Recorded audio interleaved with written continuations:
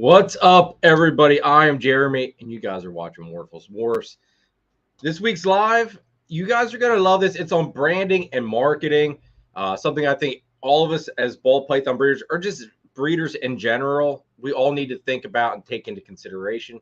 So I brought the expert on tonight, or who I consider an expert in this area of expertise. So we're going to bring Nathan out here in a minute. I want to thank everybody for tuning in tonight.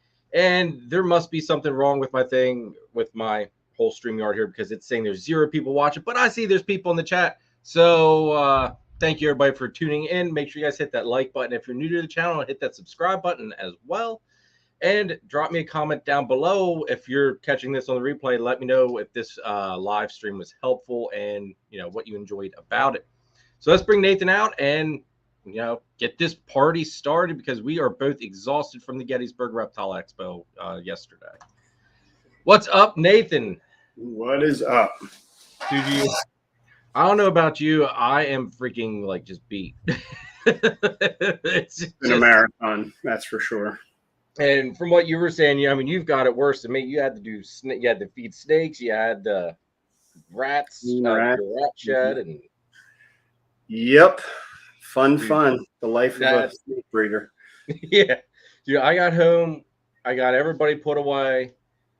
Checked on the clutch one, see how they were making out. They started doing they started their shed. So I think there's only 2 that need to shed out yet. So super happy with how those look. But I fed I didn't have a whole lot to feed it, because I did most of my feedings on Thursday night. So I had a few though to catch up on, but I got most of that stuff done last night. I just had to worry about waters, spot clean, and got the tubs ready for the new babies today. So that was, other than that, it was fairly easy and simple for me. It just went by quick, and then the kids. Let's see. Let's say hi to everybody that's here with us. Like I said, there's something goofy here. It's showing that there's nobody watching, but I'm sure that there are people watching. So I don't know what's up with StreamYard. It's being weird. Slithery, what's up? Thanks for tuning in. Phil, what's up, brother? It was great hanging out with you yesterday. Sorry I didn't sell more of your stuff though, bro. But hey, at least it was something. But thank you very much, dude. I appreciate you helping me out with giving me something to, try to sell and just hanging out for a little bit. Bob Reptilia's Morphs, what's up? Thanks for tuning in. Angel, what's going on? Thanks for tuning in. Donald, what's going on? Thanks for tuning in. Ed, what's up, brother? Thank you very much for tuning in. It's awesome finally getting to meet you in person yesterday, bro. I'm super excited to get those carpet enclosures, bro. You have no idea how excited I am to have those puppies here and put them into a play. How's that possible? You never met Ed in person? Dude, you guys hide him from me. that was the first time I have ever met Ed, though. Interesting. Yeah. Every time, I don't know. That's now I understand why he said you thought you were a weird dude. It all makes sense now. Because he never met me before. Right. I think Ed's gonna come to the barbecue too. Oh, that'd be great. I think Ed's gonna come to the barbecue, so that'll be fun. Jeff and Angie, my brother and sister, thank you very much for tuning in. Great to see you in the chat, and I'm super excited to have you guys come up for the barbecue as well. It's gonna be a great time. And Matt, Ball Python Project, dude, awesome getting to hang out with you as well. And I really enjoyed that whole going out to eat Friday night with everybody. It was nice just to get to sit down, small group. It's not like there's everybody. Nice small group. We had some really good conversations. Really enjoyed it. Learned a lot too. But Matt, thanks for tuning in tonight, brother. I was gonna say I'm on vibrate, Nathan. That's not me. I can't stop the group chat's going crazy. Everybody in the group chat, shut up. Yeah, I wasn't even aware I was logged into it, so I'm trying to figure out how to turn those notifications off. They will not stop. All right, hold on. Give me a second here, folks. I got it. It's off. Oh, you got it? All right. I was going to say, I'll text Chris to tell him to zip it because it's probably No, Chris. we're good. Angie Jeff said we are excited to meet everyone out there, guys. I think everybody's excited to meet you as well, and it's going to be a blast. Old Devil, what's up? Thanks for tuning in. All right, so let's get this. Actually, before we get this party started, let's thank the sponsors of this week's episode because we cannot forget to thank them because they are what helps keep me motivated and lets me know that I'm doing something right.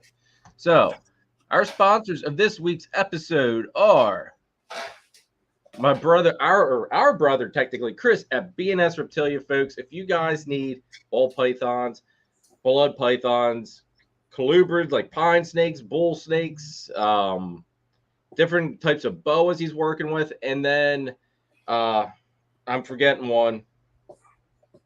Did I say blood python? I don't know. I screwed that one up, Chris. I apologize, brother. But Chris is basically a one-stop shop. The only thing he doesn't have at the moment is geckos. So other than that, he's basically a one-stop shop, folks. And also, he is Pennsylvania's distributor of Coco to Go. So please, if you need Coco to Go, which is by far the best reptile substrate on the market today, in my opinion, go check Chris out and hit him up. And if you're not in Pennsylvania and you want to give it a shot, hit Chris up anyway, and he could probably get you hooked up with your local distributor for Coco to Go. So definitely hit him up for that. And then I'm going to flash this up here because even though his logo is already up in the corner, and he's joining us tonight, but Nathan at Infinite Possible Pythons because he is the man. And if you have any branding needs, folks, hit Nathan up. He will get you squared away. Banners, like these really awesome fitted tablecloths. He is the man to go to for that. And on top of it, he's got some killer ball python projects in the pipe works. So make sure you guys stay tuned for that because you're definitely going to want to see what's going to be popping out in the near future. Just a little, putting a little bug in your ear. Definitely make sure you guys go check Nathan out. Everybody's links are in the description down below for all their social media and contact information. So definitely check them out. So, and look, there he is. Right there, the man, the myth, the legend. Anyway, also, everybody, do me a favor. If you are not using Husbandry Pro, in the description down below is a link for a free 30-day trial. Click that link. Give it a shot. I guarantee you will not regret it. Husbandry Pro saves me a crap load of time. And on top of that, the stuff you can track and the way you can utilize it, absolutely astronomical and far way ahead of its time, in my opinion. So definitely go check it out. Let's see here. We got a whole bunch more people coming in here. Bold Coast Reptiles, what's up? Thanks for tuning in. All right, let's see here. All right, so Nathan, give us the season update. What's going on over there? How are things looking? What can we expect to see from you as far as clutches and all that good stuff? It's a great question. We are winding down. I think we're officially probably under 20 babies left from last year. So just about everything's gone. And we are probably, I'd say, about 2 weeks or less from the first clutch dropping. So, all right. Getting ready to start back up again. Been busy pairing stuff up and ultrasounding and seeing who's going to go and who isn't. So, how many clutches are you thinking you're going to have this year? I have no idea. No clue. I could have 3 or I could have 60. I promise you I won't have – I promise I will not have 60 because if I will probably cut it off no more than 30, I would say. I really don't want to push it. 30, that's a lot. It's a lot of work. That's a lot. Yeah. So right now we're in a weird situation. I have a kind of a wave of females that at this point are going. So let's say 8 to 10 that, either about to give me a prelay, already gave me a prelay. And then we have this weird window of females that's probably from, let's say, 18 millimeter follicles to 25 millimeter follicles. Okay. So they're all in that range where they could reabsorb. or maybe not. So there's got to be 30 or 40 in that range. So that's why I say, honestly, it's really going to be kind of wait and see who decides to go and who doesn't. Yeah, I know. I'm holding to the whole after 30 mil. I want you to see that 30 mil that you're set, because I'm waiting on that ovulation of my double het female. I'm hoping, dude, she goes this week. She's got to go this week. When I last ultrasounded her, she was at like 38. So she's got to be like right there. And then Danny, my brother, what is up, my Yoo-hoo drinking buddy? This is Brian's impersonator. I sadly could not get Brian again, so I had to go with the impersonator. So, but what's up, brother? Good to see you. It was a blast hanging out with you yesterday. You would think you'd be probably sick and tired of hearing my voice, but I'm sure there's probably worse people to listen to all day. Oh, wow. That was good. That was good.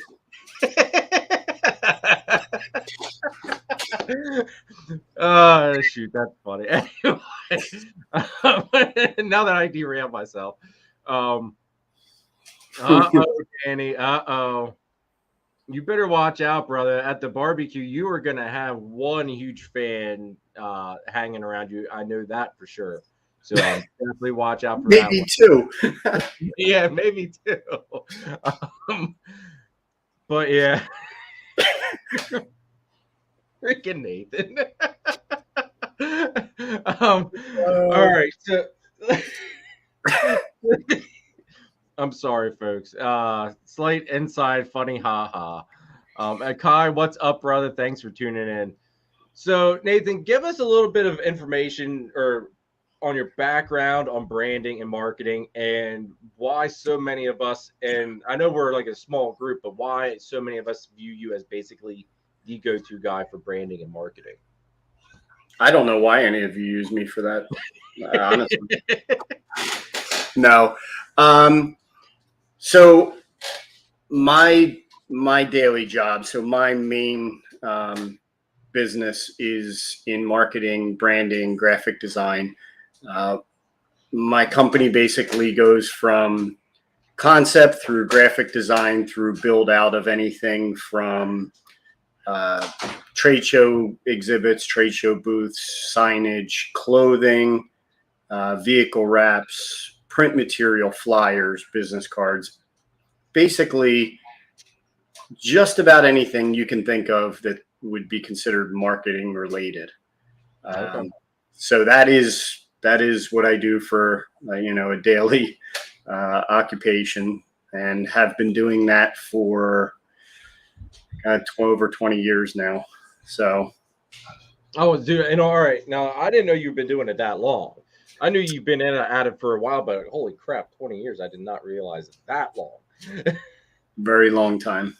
I was gonna say, did you start at like 10? Oh, thank you for that. I appreciate it. I was waiting to see it. Thank you. Yes, you know what? I did start at 10. That's good. And now I'm 30. Perfect. Thank you, Jeremy. Does that get me a discount on, what I absolutely.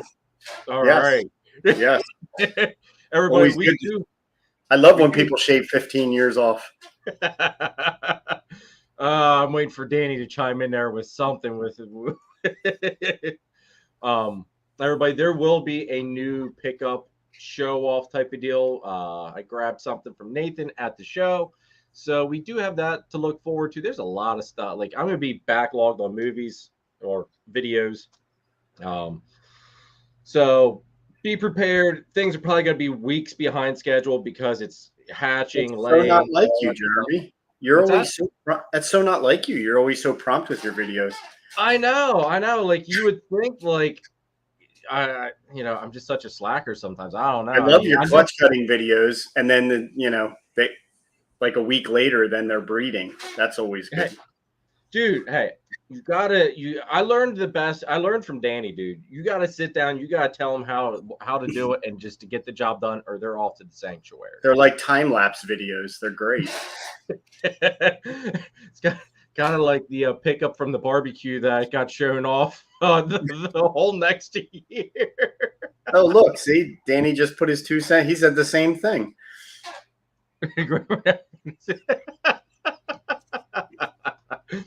Yes, Danny. Yes. Oh God, this is gonna be a fun live, everybody. I'm not gonna lie. We all have a great time when all of us get together. Matt says, Jeremy, when are you going to do some on the field herping videos?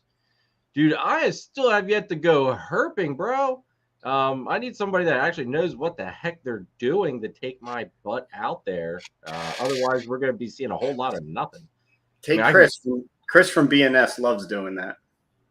Take him. Take him and Danny. I want to see the Jeremy, Chris, Danny live herping video. And I will pay money if you guys can get a snake to bite Danny on film, because that'll be the best thing ever.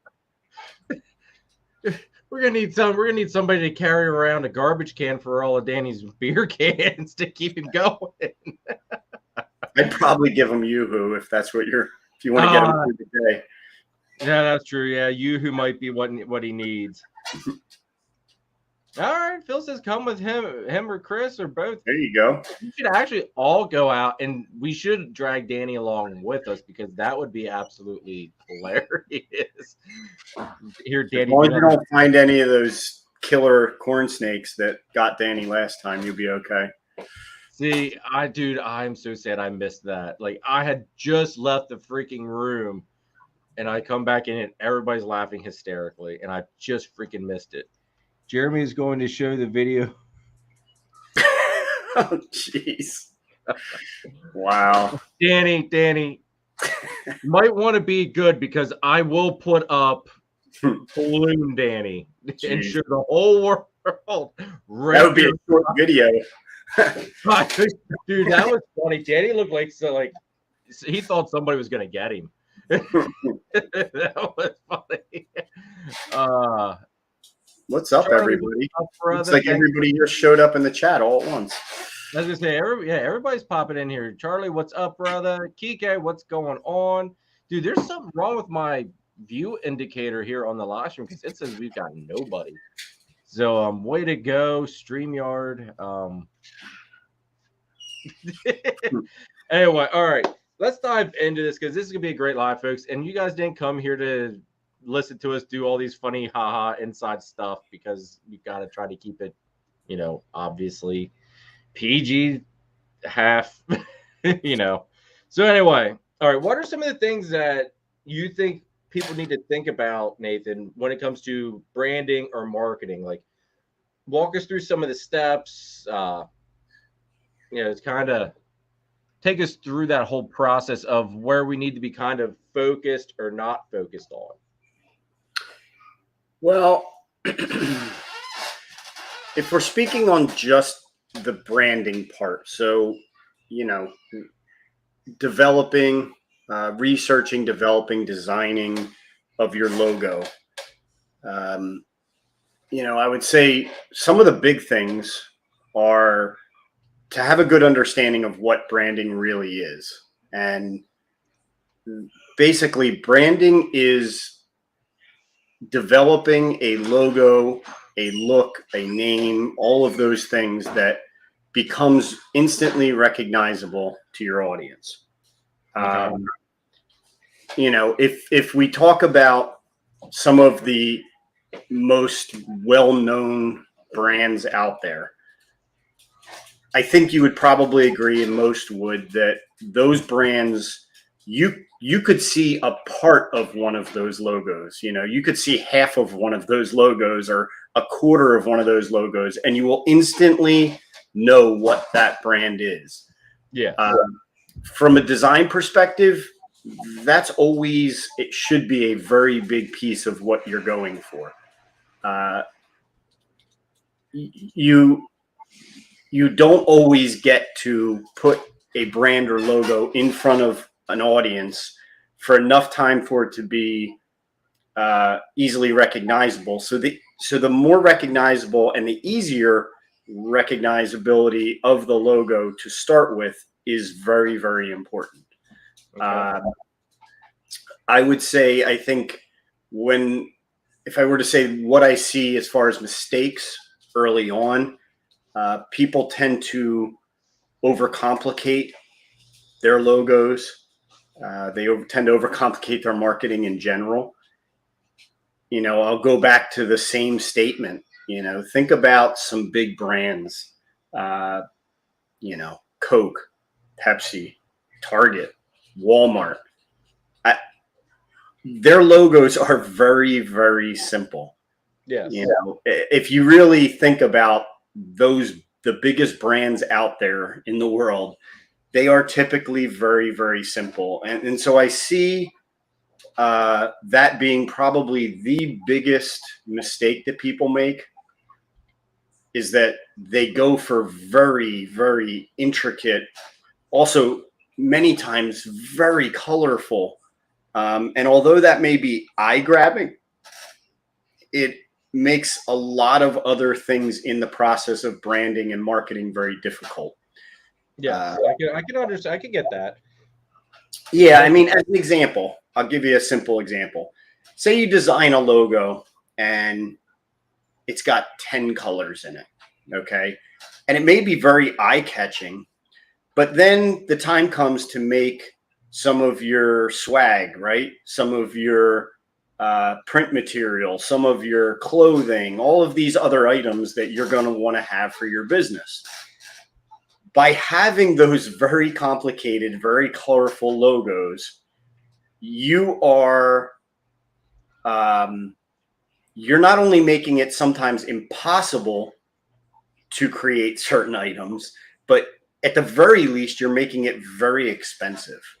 That's what I was just going to say. I remember when I was bouncing ideas off of you about doing different things with my logo, just to jazz things up a little bit for like the membership stuff, that some of the numbers you were telling me that if you do this, it's these extra amounts of steps to even remotely accomplish that. And here's the cost. And like my freaking mind just like basically exploded, as you probably noticed when we talked about it.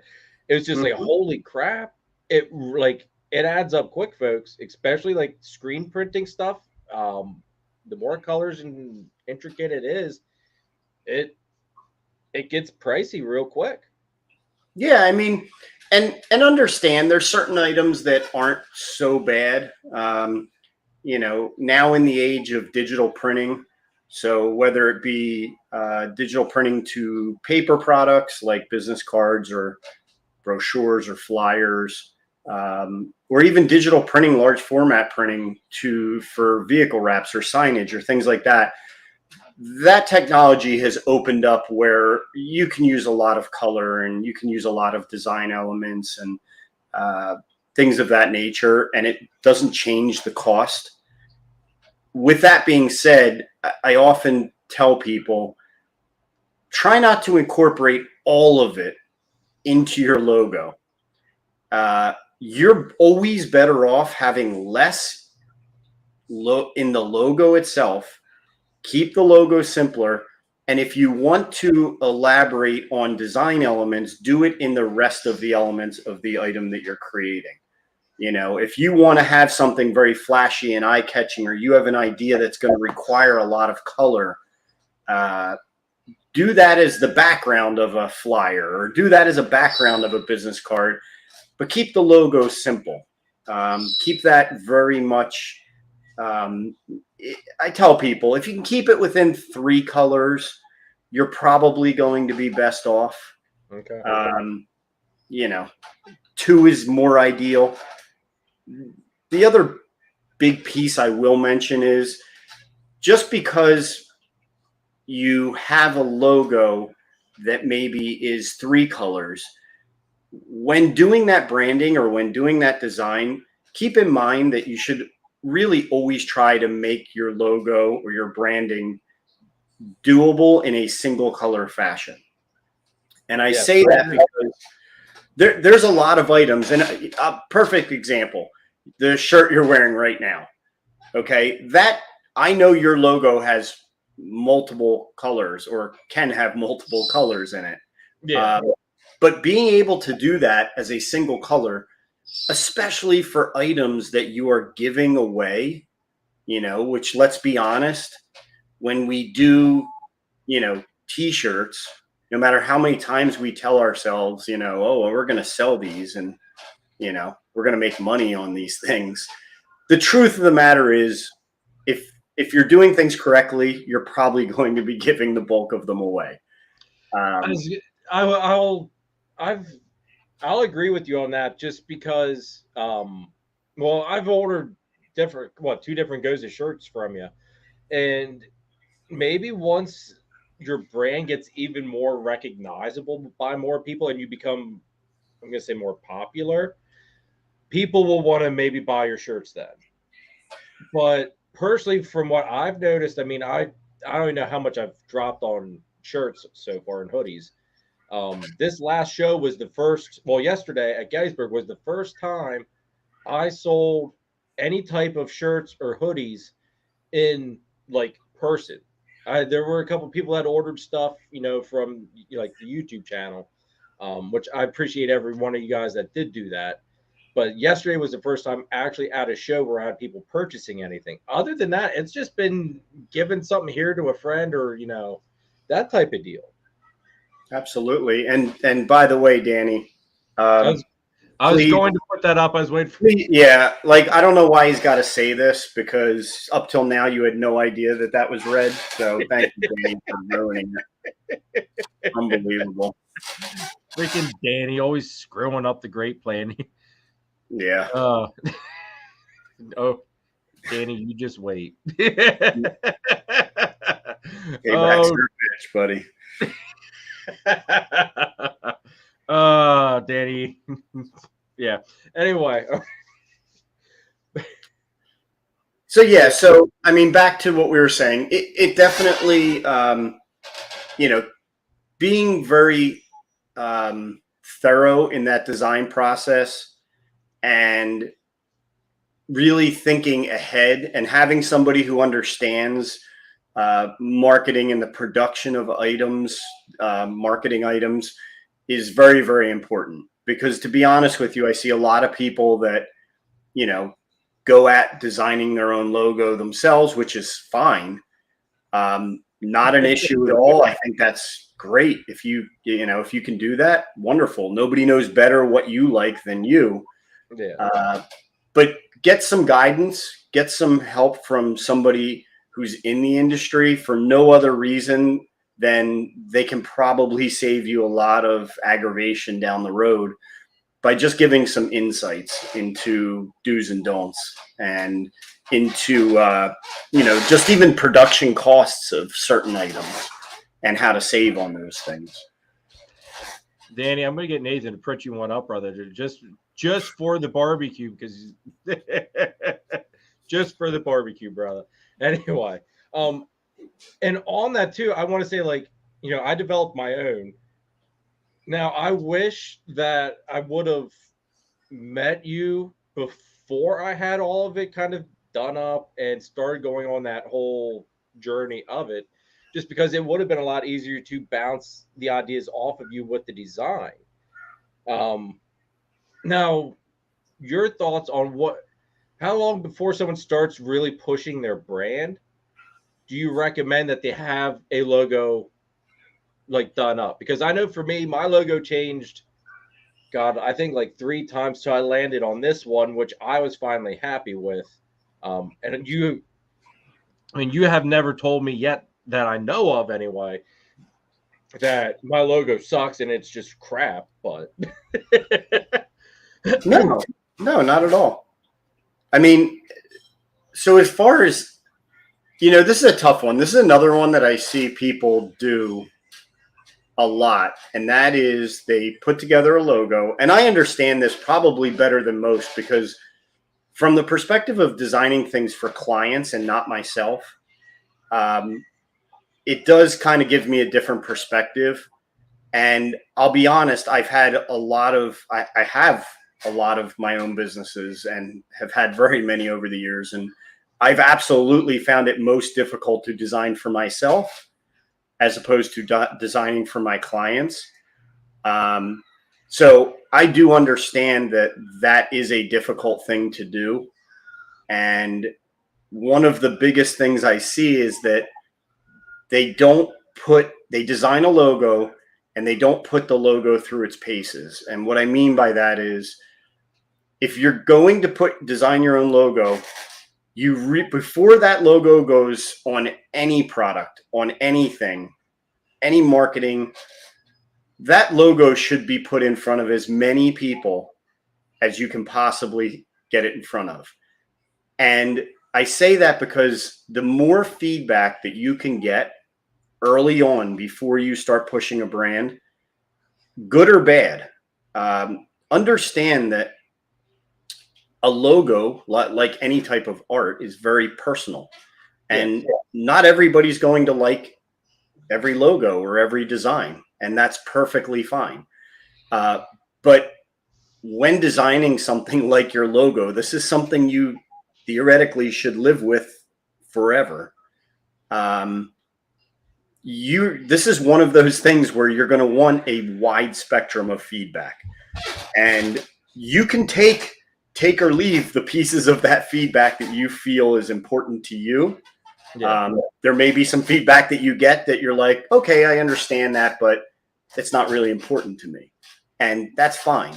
But go through the steps. And to answer your question then, as the follow-up to that, once you finalize that brand, do the best you can to not change that. You know, we opened with talking about what is branding, and branding being that recognizability of your logo, your company. If you start changing it, you're basically starting over. You're erasing any brand recognition that you had built up until that point.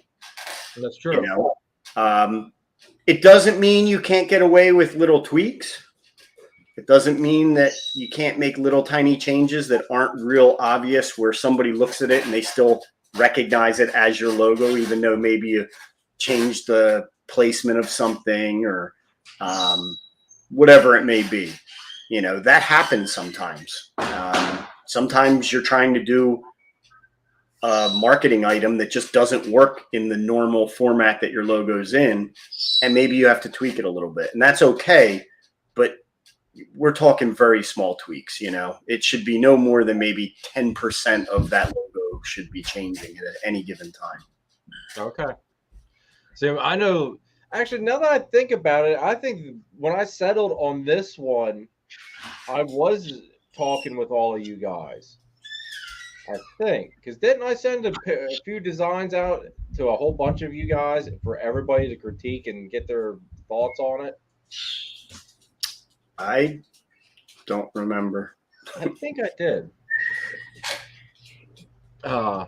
Yeah, like everybody, if nobody remembers my initial logo, it used to be just this circle. So I kept the oval thing the same. I didn't want to try to tweak too much, like Nathan had said, but I was having issues with, you know, obviously I wanted to be incorporating carpet pythons into it. I didn't know how to do that properly.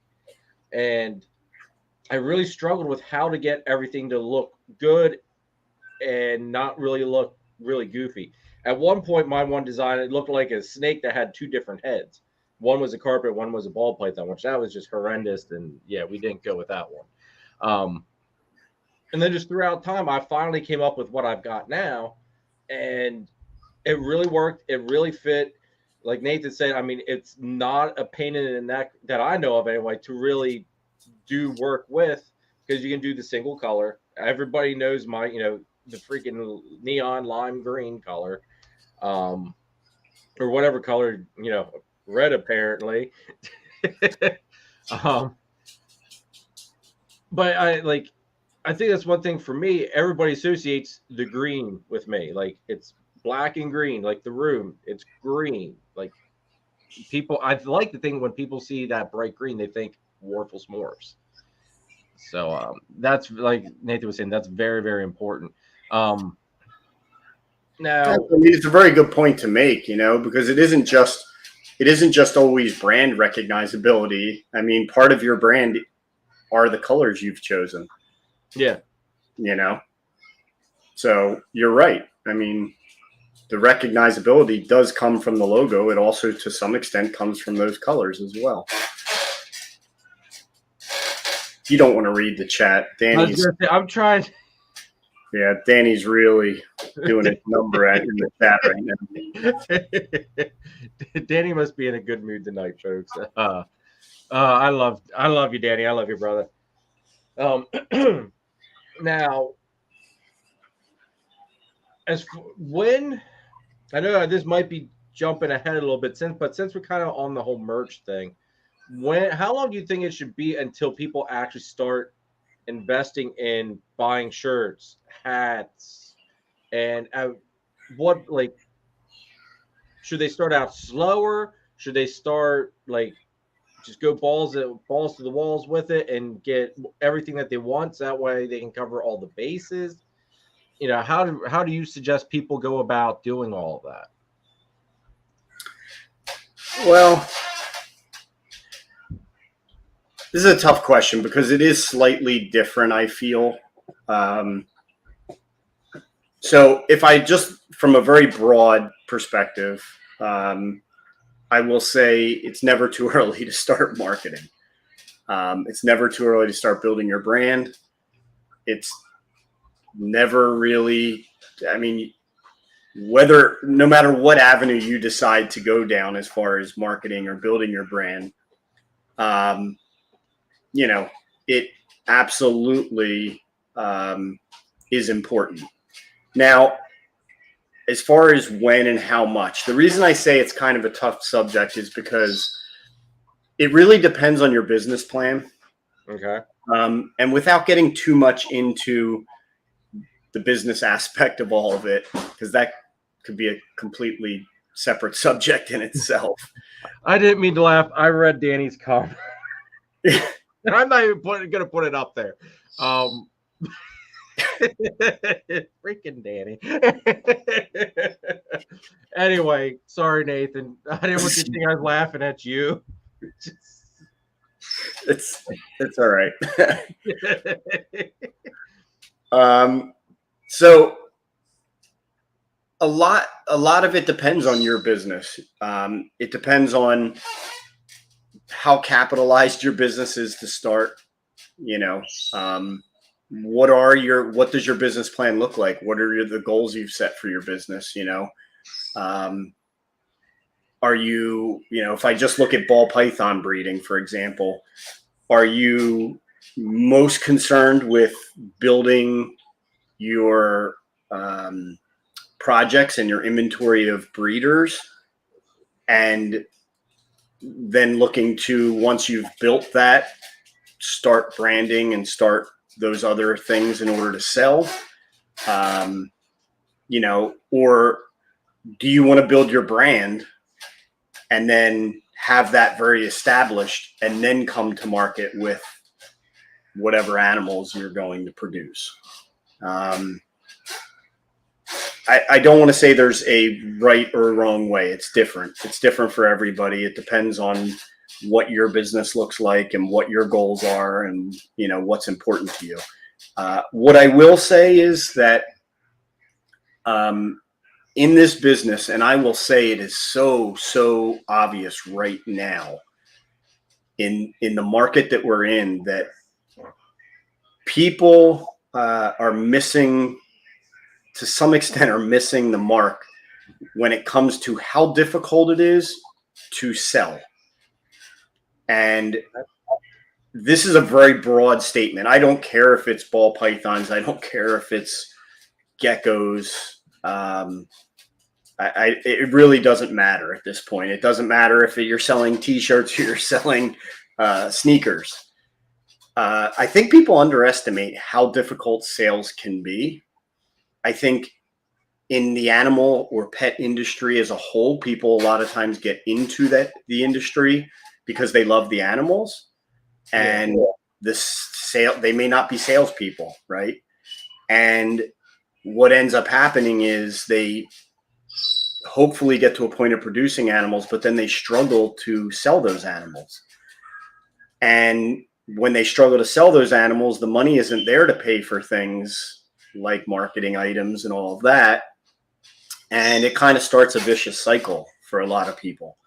And we are seeing it now. We see a lot of people leaving the hobby because the market slowed a little bit and that wasn't factored into their business plan. So I say that really because I always feel that it's easier. My experience has been building many businesses over many, many years that it's easier to build a good brand and market that brand and then come to market with the product, especially in this industry. I personally think that tends to work better. You fill that pipeline. I'd rather have, for example, a waiting list with 100 people on it for an item I don't have yet than 100 animals that I can't sell. Dude, I think that you hit the freaking nail right on the head there. For me, for example, I'm just now coming into where I'm going to be this year. I'll be able to produce my first visual recessives. So I've already got my brand. I'm going to say established. It's half-assed established, I'm going to say. But people recognize it to an extent. And everybody knows I love Exantic. My motto is Exantic everything. I have yet to produce a freaking Exantic yet. Yet your colors aren't black and white. But yet my colors aren't black and white, which also... It's all right. Dang it, Nathan. Now you're going to give me a complex, bro. Should have been black, white, and gray, buddy. Just saying. Now you're gonna put me into a complex. Thanks a lot. I thought now you gotta repaint the whole room. Dang it. Yeah. White's cheap too, man. You really messed up. All right. That's it. We're gonna have to go back to square one. But now, everybody associates me and my brand with the Exantic stuff, even though I've not yet even produced one. So I feel as though they've heard me talk about it so much that when I do start producing it, they're going to maybe more likely come to me for that item because that's what they're associating me with. That's kind of my thought with it. Now, whether or not they do, who knows? But that's kind of my thought with their. Let's see. There's nothing good. I'm telling you, there's nothing good in the chat. Danny, I see some colors. Dang it. Man, you're lucky this is alive. Anyway. So Cuddle Time Critters had a good comment. She just commented that her first logo she wasn't sure about because it was too busy. I see that a lot, honestly. And I'm just kind of looking at your logo. It's very small here on the screen, but it looks simple and presentable. And I think that is important. It's a very common mistake. People go crazy sometimes making it so elaborate. It just doesn't need to be. It just needs to be recognizable. And then, if you're going for something that needs to be really loud, you can do it with the rest of the design that you're using it on. Yeah. No, which that's even something I've never even thought of too, was like you said, if you want to go jazzy and off the wall, use it as your background stuff. Even your backdrop, which we'll get into all that stuff for like show stuff even, but like for your backdrop for shows, use that to catch the attention, but still have your logo recognizable on it. Let's see. Cuddle Time has a great looking logo. Thank you, Matt. That's very kind of you, brother. You've got a great looking logo too, bro, because it stands out. And I loved your banner that you had, dude. And don't let anybody give you too much crap over steaming it because it looked great. If you would have looked at my wrinkly tablecloth, I almost went over and asked you to use your steamer. I'm not going to lie.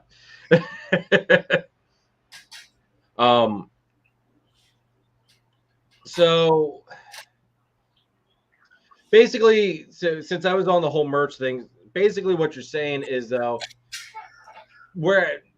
start buying your merch whenever you feel that it's suitable. Yeah, I mean, here's the thing. You see this a lot in business, all different types of businesses, especially small businesses, I will say. And that is that they tend to spend on advertising when times are good and there's money to spend on advertising. Yes. And then when times aren't good, they don't spend on advertising because the money is not there. The problem with that is probably kind of obvious when you think about it, is that you're kind of perpetually in this loop that you can't get out of. Some of the most successful companies spend more, they cut in other places and spend more on advertising in slower markets. And that's because there's only X amount of business to be had in that market. If that market is slower, you're going to need to do more to be recognized. So unfortunately, everybody's natural reaction is to spend less on that. And, I've seen it just in this industry, and ball pythons especially. People will produce an animal. I'll give you an example. You have an animal, you produce a clutch. Let's say every snake in that clutch sells for $500, okay? Yep. So that animal, for the price of rats or rat food, however, whether you breed your own or not, that animal just made X amount of money. But that same person, and with very, very little cost involved, that same person will take that money and spend it on whatever, maybe they spend that money to buy another animal to add to the collection, but don't spend the money for whatever reason in marketing. And next thing you know, they have a ton of animals and they're complaining that they can't sell them. They're not, or for example, how many people have told me that going to shows is too much work, but then in the same sentence complain to me that morph market is so frustrating. So, you really have to think about what you're doing from start to finish. Where are you going to spend that money, where it's going to return the best? And I'll be honest with you, there isn't a one size fits all for marketing. If your business, if you, for example, want to focus your business on morph market, then your marketing dollars may very well be better spent with online marketing. For example, having a YouTube channel, letting people get to know you, right? Yeah. Sponsoring shows, sponsoring other YouTubers, getting your branding in front of people online is probably more important than, doing clothing to hand out to your people that in your area. Because the truth of the matter is you need to reach a bigger demographic, a bigger area than somebody wearing your t-shirt is going to do. Okay. Now, with that being said, if your focus is local shows and that's what you want to, really, you like doing shows and you like, that's going to be how you sell your animals, then you need to put money into marketing of things like tablecloths and backdrops and displays and things that, give you the appearance that you're somebody that somebody wants to buy from, right? Yeah. So there is not a one size fits all for every business. First you have to answer the question of what is it that you want to do and how are you going to sell animals, and then you can start to go down the path of how to spend money and when to spend money on the marketing side of things. And I think the other thing people also need to think about, this goes with your whole shows versus the morph market thing. When you're at a show and you're vending, there's so much more that goes on at that show than just trying to sell snakes. It in itself is advertising. Yeah, you paid the table rent. Okay, that's great. But think about all the local people that may not see your social media presence or even know you're on social media. They're going to see you at that show. They're going to get to see your face. You can interact with them. On top of it, all the networking you get to do with other breeders. Also a big step, in my opinion. So there's a lot to be said about the brand building, just local being at a show. Because I know, like, at Gettysburg, for instance, I don't know how many people at that show actually ever watched the channel. I had a decent amount of people come up, say hi, tell me that they enjoyed the channel and everything. Um, but for the amount of foot traffic that was there, you know, I couldn't tell you how many people actually watched the channel. Mhm. So just being there, having people see me, see, the tablecloth, taking business cards, it lets them know, hey, there's other, here I am, come check me out. Here's what I'm working with. It's, I feel you get a better, for local sales and stuff like that, it's a lot better to go that route than it is to do the online marketing. Now, if you're, like you had said, if you're doing the whole more, if your main focus is morph market, by far, hands down, I think, so sponsoring like channels, stuff like, anything you can do that way of getting your brand shown worldwide essentially is best then. Phil here says, I like hanging around administration table, listening. See, now there's what, when I hear people say that they don't sell animals, I sometimes wonder, were they very attentive? Were they trying to make that? Were they putting themselves out there, or were they sitting on a chair behind their table killing zombies? Yep. I see it all the time at shows, man. I'm listen, selling for many people is not easy. Talking to people for many people is not easy. It may be outside of your comfort zone, and that's perfectly fine, but also recognizing that up front. Yeah. If your personality is not the type of personality that comes easy, then, build your branding, build your marketing around that. Or make a concerted effort that you're going to come out of your comfort zone and do these things for the better of your business. But yes, I see that quite a bit. I always tell a story about one time where I was walking around a show and they're just kind of browsing past a table, and the gentleman behind the table immediately started complaining about how he hadn't sold anything and the market's crap, and my God, he just started going off. And Jeez. and I just kind of nodded and shook my head and started to take notice that, like, he didn't even have a tablecloth on the table. He had a bunch of, I don't even want to say, it wasn't even that they were in deli cups. They were in what looked like reused dirty deli cups. Like it was just, the presentation was so poor. And meanwhile, you're complaining to a possible customer about how terrible the market is. Is it really any surprise that he wasn't selling anything? Yeah. I mean, I sold a ton that show, a ton. So I don't think it was anything about the show or the market or any of that. I see it all the time.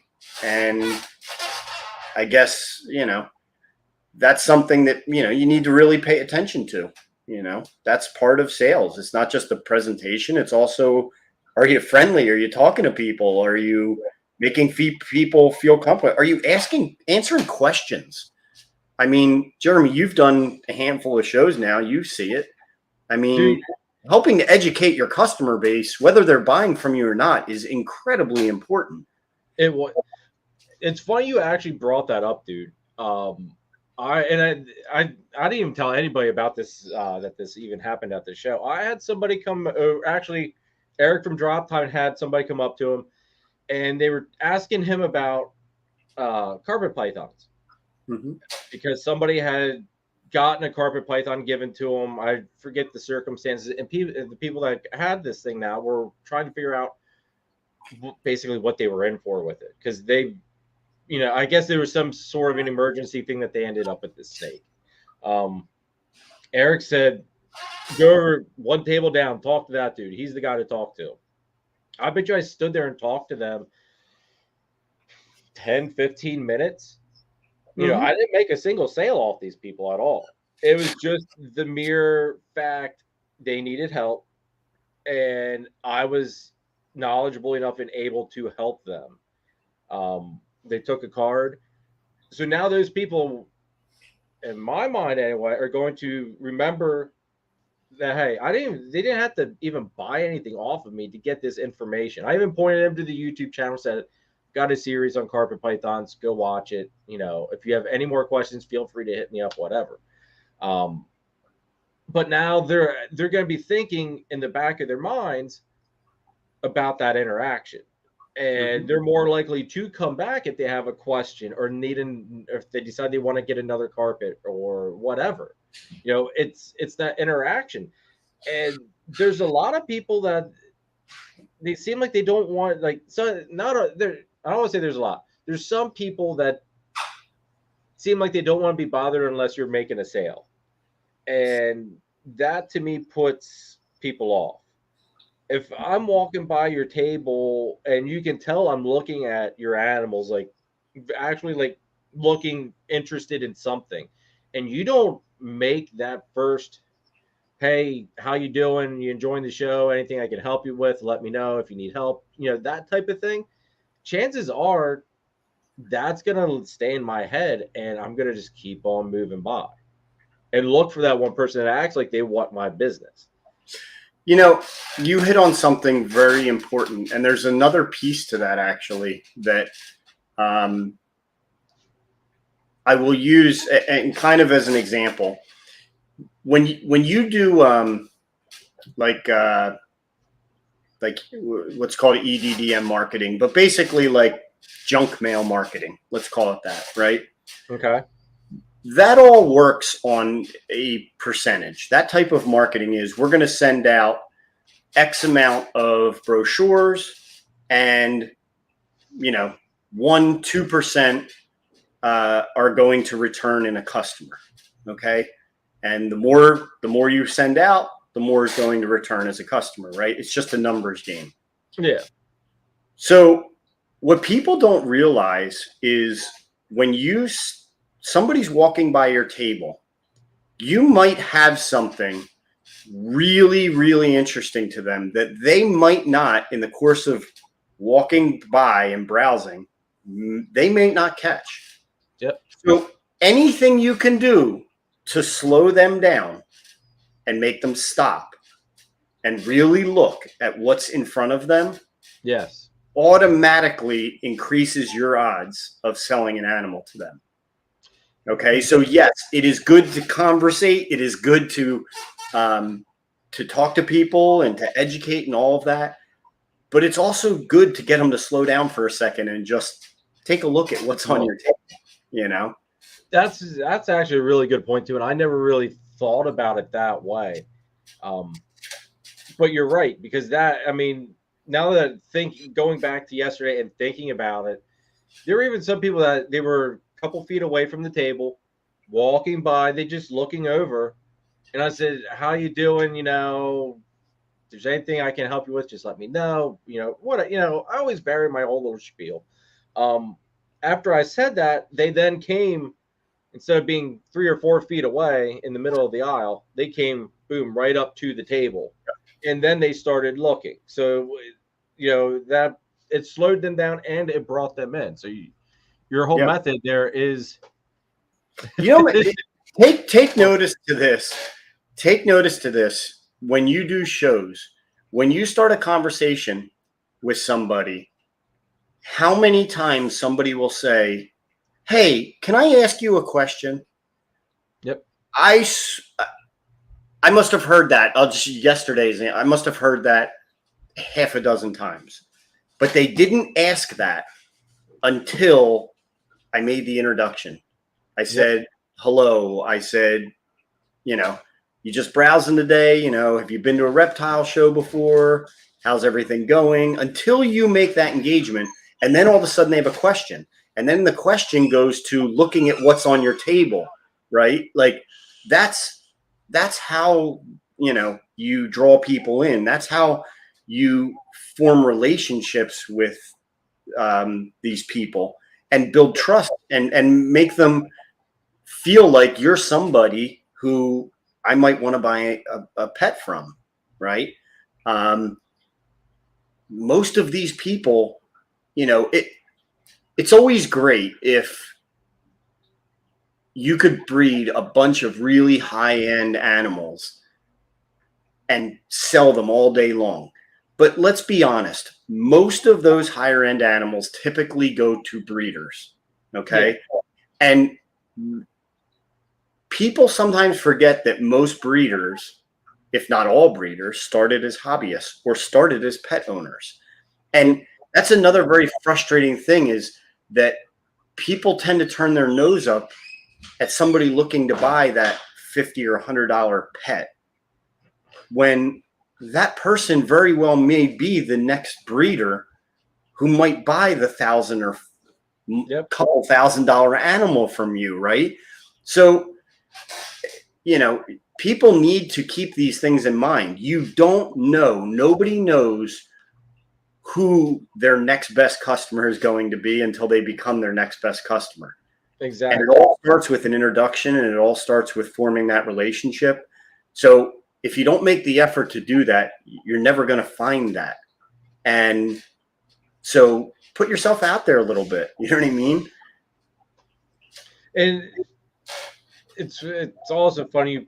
You said something there that totally happened yesterday as well. I was talking a couple different, and I think it was like 2 or 3 different people. They're looking. I asked them, "Is there anything in particular you're looking for?" They said, "Well, I'm thinking about getting into ball pythons. I've never owned one, but I'm thinking about getting into it. I just don't know what I want." And my first question to them was, is there any thought in the back of your head that you are going to want to start breeding in the future? Is there any inkling of thought, or is this pure, at this point in time, you're certain you only want to do, just pet stuff? And I told them exactly why. I was like, reason being, it's like, if you have any thought that you're going to try to, at some point, start breeding something, I was like, look at getting a female and look at getting something that's got a het attached to it. I was like, so I told him, basically, it's like, till that female's up to the size to be ready to breed, you've got roughly 2 years. And if by that point, then you all of a sudden decide, hey, you want to get into breeding, she's already ready to go. And I think that, that's one thing also people need to think about too. I know that kind of goes into a whole different topic, but yeah. And to be honest with you, I bet that most people who maybe are coming to this reptile show or wherever for the very first time, I'm guessing most of them probably had no intention of buying a ball python. Oh, probably, yeah. Right? So it's not a far-fetched to say that their interaction with the vendors at a show very well could be the reason that they become a ball python or any pet owner, right? Or they don't. And I would say most of them have no idea if they're ever going to become a breeder because they haven't caught the bug yet. Because they haven't caught their first animal, right? Those of us in this hobby understand it. It is a terrible, wonderful addiction, right? Like, oh my God, it's terrible. Right. I love it, but it's a Right. terrible addiction. You know, I mean, unfortunately, you know, we're probably not far off the level of a drug dealer at this point. So, That's actually a good way to put it. Yeah. you know, so I mean, that's where I think people just need to be more aware of that. And, you know, I get it. It doesn't come easy to everybody. You know, I get it. I completely do. You know, people often talk about public speaking. I hear that more than anything else, probably, that most people's biggest fear is public speaking. So it's not right. Listen, Dude, I get hate public speaking. Freaking hate it. But you know what the best way, you know what the best way to get over that? Do a lot of public speaking. Yep, exactly. You just freaking go out there. There's no secret, right? Just do it all the time. Do it all the time, and it's no different. You know, if it's uncomfortable for you to talk to people, it shows. Force yourself to do it. I promise you, the more you engage your customer, the better.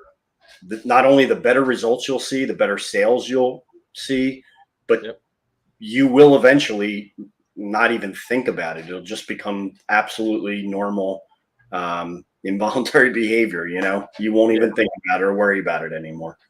I think the other thing too, like personally for me, what helped was this: doing a live stream, doing a YouTube channel. The live stream's more than just the normal channel stuff, because obviously with a channel, I'm either just talking to a camera or talking to whoever's running the camera. But the live stream aspect of it, it gives you that one-on-one interaction with somebody that you normally wouldn't possibly have. So it forces you to get out there, make that conversation, and it makes you have to get comfortable with carrying on a conversation with, you know, all sorts of different individuals. Absolutely.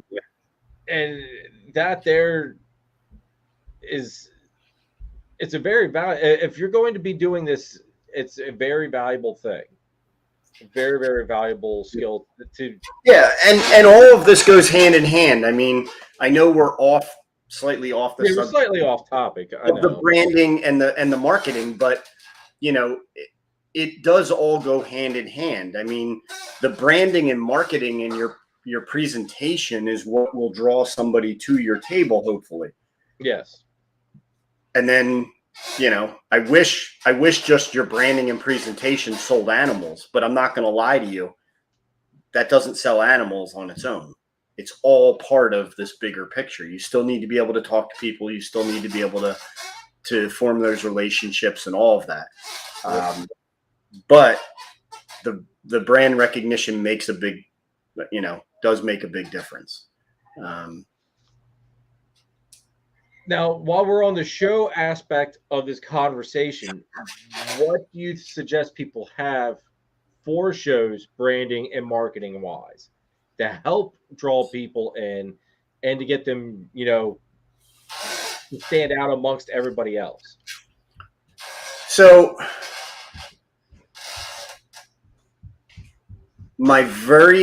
listen, again, this is very different for everybody.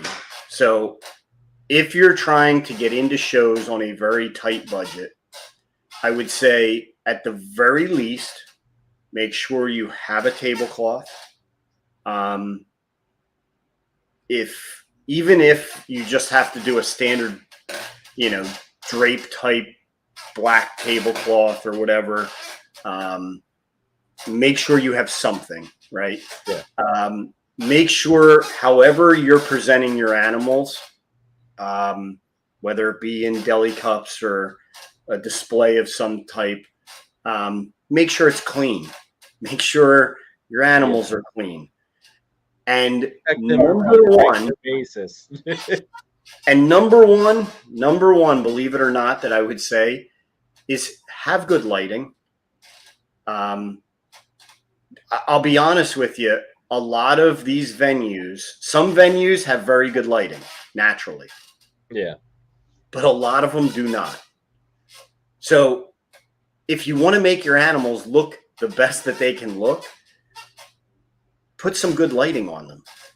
You know, make sure people can see them. Believe it or not, really good lighting makes everything look nicer. It does. So, it really does. You know, and I'm not just speaking to the animals. I'm saying just your setup in general will look nicer and more presentable if it's well lit. So whatever that is, grab a couple lights. I mean, you know, they're not expensive. No, there's plenty of things. I mean, and you know, I have people ask a lot. If you can get a fully printed, fitted dye sub, really nice tablecloth for say $200, that's something you're going to use time and time and time again, right? Yeah. Yep. You know, I see so many people like, oh, $200 on a tablecloth, and it's like you're going to spend whatever $40 to get a plain tablecloth, right? Yeah. So okay, let's say you save $160, right? The presentation is nowhere near the same, yep. Right? Because now because of that table, right. So now you have a plain tablecloth. Well, how are you going to portray your brand? You're going to have to somehow put your logo on something. So then what are you doing? Are you adding signage on top of the table? Are you adding a runner with your logo maybe on the middle of the table? So what I see people do is they don't spend the $200 on a tablecloth that's fully branded with everything that anybody would want to know about you. But then they buy the cheap tablecloth and spend the exact same amount of money piling a bunch of junk on their table to do the branding. And it's like, listen, for those of us who do shows regularly, table space is it's like you can almost never have enough, right? Yes, it's so freaking extremely valuable, and it runs out quick. It runs out quick. You know, once you start getting displays and you start getting towers and you start doing these things, it does run out quick. So if you can do a better job at branding on items that you need to have there, like a tablecloth, and get the other stuff off your table, the better you're going to do. It also looks way less cluttered. You know, I can't tell you how many times I see tables at shows that I walk by and I'm like, man, that would be a killer presentation. They just need to throw half of the stuff in the trash. Like, it's just too much. It's too much, you know? So keep it clean, try to consolidate, spend a little extra money on things that do save that space, like tablecloths. You know, another really good thing I would say is when you first start doing shows, you know, you go register for a show, you show up for the first time, you may not have any idea where you're going to get put at that show. Yep. Take notice to that spot. Take notice. Do you like it? Do you not like it? Take notice to the traffic patterns going by. Take notice to who your neighbors are at the show. That way, when you do the show again, if you didn't like the spot, you can request a different one. Yeah. If you did like the spot, you can request to please have the same one. Okay. And take note if you're going to need something to make your spot better. And, you know, I'll say that one thing that's become very popular in our area is the backdrops, you know, the 10-foot backdrop walls. Which I need one, but I talked to you about that at the show. Right. There's a couple things that, you know, that serves really well. And that is, number one, it makes it easy to find you when you're in a big show floor. Okay. So, but to be completely honest, if you're brand new, it's probably less important because you don't have people walking in the door yet looking for you. That's true. Yeah. Okay. So maybe that's not something that you need day one to get started. But with that being said, say you set up at a show and you really like your spot, but you got a guy that's backed up behind you who, let's just say, has got a mess back there, right? Like, you don't like whatever's going on behind you, right? That wall can serve as a divider to block that out. Yeah. So understand that there are marketing items and trade show items and things like this that serve multiple purposes. And understanding what those purposes are will also help you to determine when it makes sense to make that next step to get those items. And, you know, if you're in a situation where it's not necessity, then, you know, then that's okay. You know, wait until it is, you know, wait until that becomes a thing and then make that purchase. And that's like I said before, folks, like I don't have a big banner behind me, but I do have the nice fitted tablecloth. That in itself, I think, makes you stand out. If you're at the very least, folks, spend the $200 or whatever it costs. Get a nice fitted tablecloth. It's worth every freaking penny. But yeah, I mean, at some point, like I plan on doing the banner, but I don't feel like I need it yet. Sometime this year, though, I do want to get it because I know it's a wise investment. Because as my brand builds, you know, it's going to make, you know, at some point, hopefully, in my opinion, people are going to start trying to look for me a little bit more. And it will be that one thing that draws people in to say, hey, here I am. On top of it, too, I also think the guys that have those big banners also gives them a little bit of a slightly more professional look. And I know there's some all right, Matt, I'm going to store your comment here. We'll get to that, bro. Hold on one second.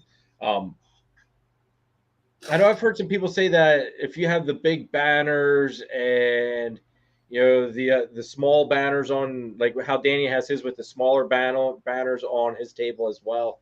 You know, if you throw up all that stuff, it shies people away. That they think that they can't afford what's there, so they just don't bother looking. What's your thought on that? Because I don't think that's true. I think if anything, it's going to draw more people in. But that's just my mindset. I mean, do I think that's overall accurate? Probably not. You know, think about oftentimes I tell people, think about the things you purchase on a daily basis. So let's for a second come out of ball pythons, reptiles, shows, all of that. If you're out anywhere in a store, have you ever gotten the feeling that too much advertising shied you away from a store? No.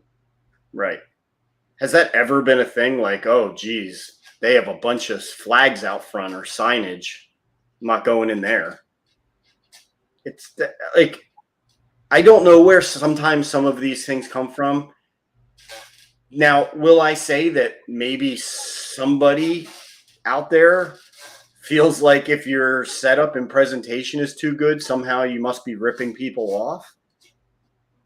I guess somebody might think that way. I honestly prefer to think that that person's doing well because they're doing something right. That's how maybe it's that person is doing the most educating of their customers. Maybe that person is, you know, presenting themselves and talking to their customers in a very friendly way that makes people want to buy from them. You know, I don't put too much into, you know, that type of stuff. Like too much advertising is going to scare somebody away. It's just, I really don't think that that's should be a big concern for anybody. Yeah, no, I'm right there with you. I just know that was one thing I wanted to throw out there too, just because I've heard people say it before on different live streams and stuff like that. Like I've seen those comments been made where people slightly thought that it's like, you know, that stuff's there to make you come in and say, look, here I am. Come see what I've got. I mean, listen, you saw my table this weekend. Right now, this time of year, I don't have anything of very high value left at this point. Yeah. So did my presentation keep, like, it didn't mean you couldn't get a great deal on an animal. I have a whole bunch of great deals right now that are, I don't know that I have a single snake left on table, probably over $300. Okay. I think I sold an animal as cheap as $30 this weekend. So did I. Right. It wasn't Right. mine. So does that mean that, I somehow was ripping people off because I have a nice presentation? Yeah. I don't think so. I mean, it's unfortunate if that's how, somebody feels, but I don't think that's the majority of people. Matt threw out this question about how about social media marketing and branding. And we'll throw on to that topic as well, like advertising as far as social media and stuff like that. So, I mean, back to, we kind of touch base on it. If your business plan is focused around, especially if it's focused around online sales of any sort, then online social media marketing and branding can be a great avenue. I'm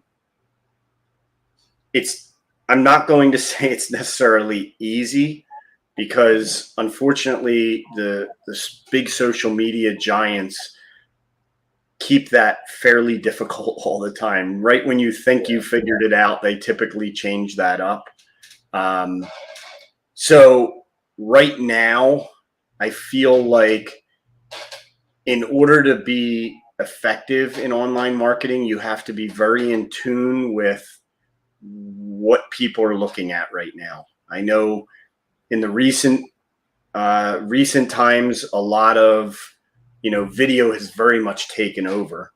I think anybody who does Instagram or any of them at this point knows, you post a reel, it's going to get a lot more traction than maybe just a static post.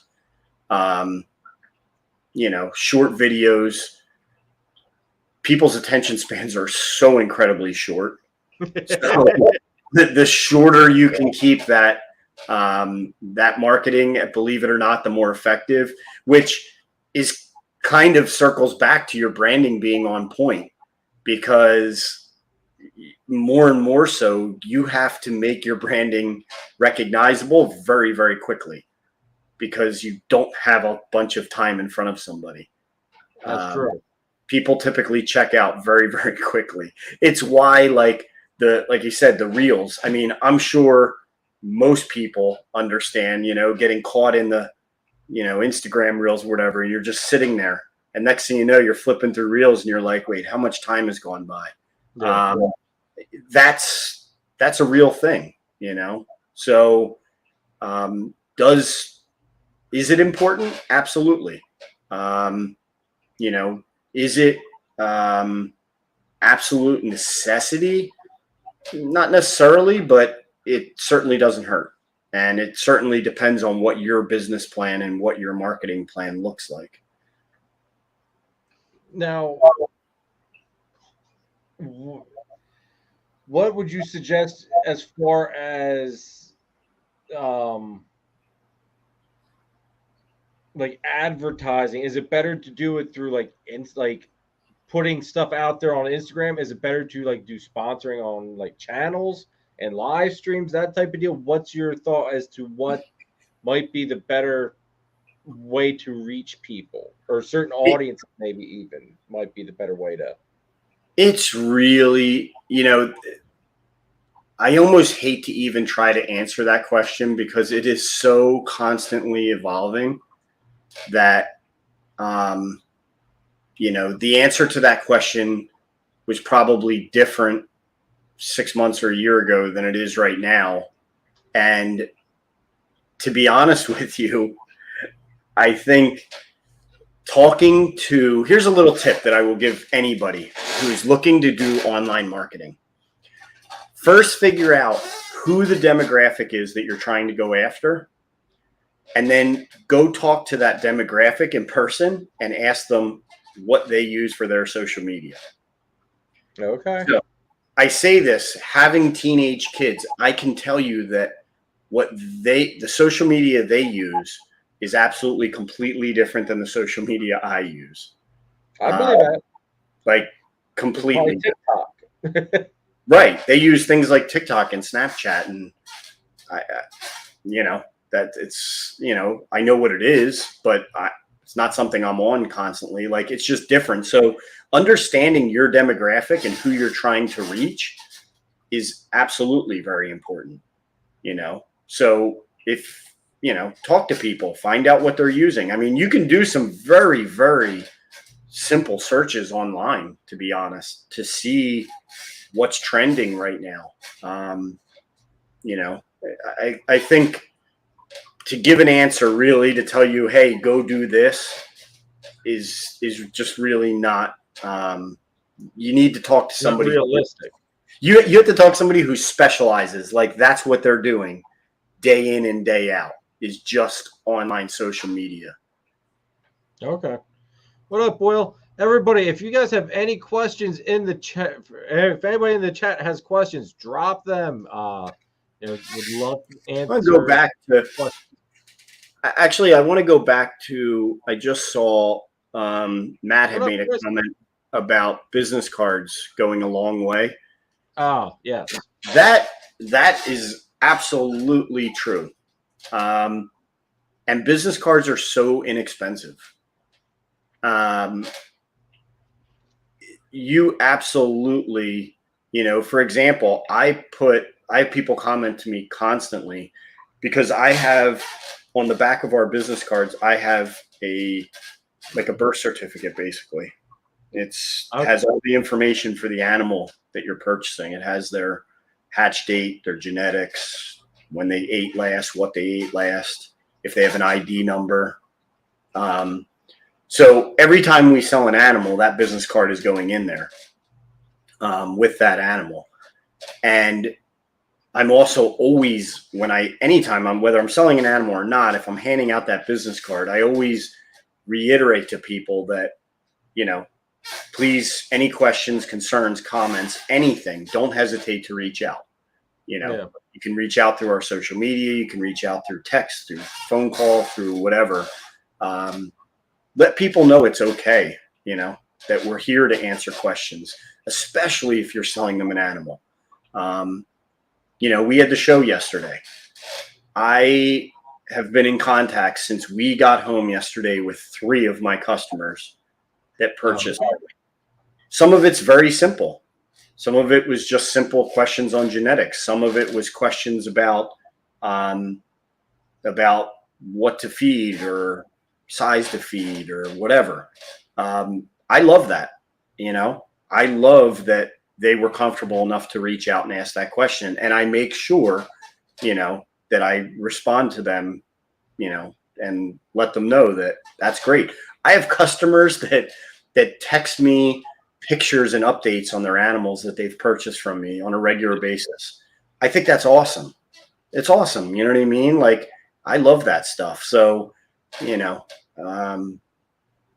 being available to your customers is, even after the sale, I think goes a long way. It goes a long way, especially to having repeat customers. Yes. And I think that's all, like you just nailed it right there on the head. That is a huge key to having the repeat customers. That. Yep. Now, what are some things that you would say are marketing and branding, like train wrecks, disasters, just flat out do not do that? What are some of those things you've seen, run into? I know we did touch base on a couple of them, but is there anything else that you can think of that it's a disaster waiting to happen, don't do it type of deal?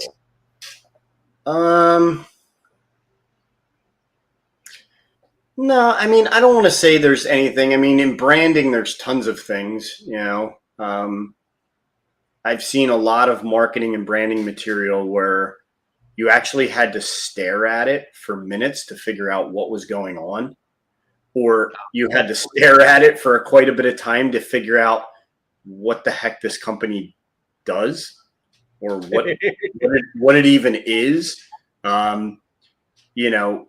We do a lot of business in the vehicle wrap industry. We print hundreds of thousands of square feet a year of vehicle wrap, and so I get to see a lot of vehicle wraps, and my goodness, have I seen some absolute atrocious things where, you know, you look at it and you're like, wait, what is this company? What part of that's even the logo? And what's like, again, most of the time it comes back to being too busy, you know, just too much. You know, we often say less is more when it comes to marketing and advertising. You know, you don't want to overwhelm somebody. So I would say, if anything, things to stay away from would be just overdoing it. You know, a friend of mine said that the other day was talking about, we got on the subject of cars, and we were walking in to get food somewhere, and there was a car out front that probably had every single accessory Pep Boys sells. Like it had everything on it, like everything. And we kind of joked around a little bit, and I said, you know, that from a marketing perspective, don't be that guy, right? Yeah. Like, you don't need, pick a few things, you know what I mean? And then you can always add something to your setup. You can always add something to your marketing. Just do it, you know, don't go too crazy, too much, too fast until you see, you know, how it all works together. Chris, to answer your question, I'm probably never going to get the truck wrapped. I did have a slight crazy notion, and I was probably going to bounce it off of Nathan at the barbecue about this crazy notion that I had of kind of incorporating snakes onto the truck. But it's something he's got to be there to see the truck and tell me, dude, that's just like the dumbest thing I've ever heard. Or, yeah, no, that's possibly doable. What's up, Matt? Will? Yeah, what up? Well, good to see you, bro. Awareness is key. Don't over topography, the symbolism. Damn, I'm even surprised I even said that right. Matt, you freaking big words, dude. If it's not necessarily overwhelming graphics, etc.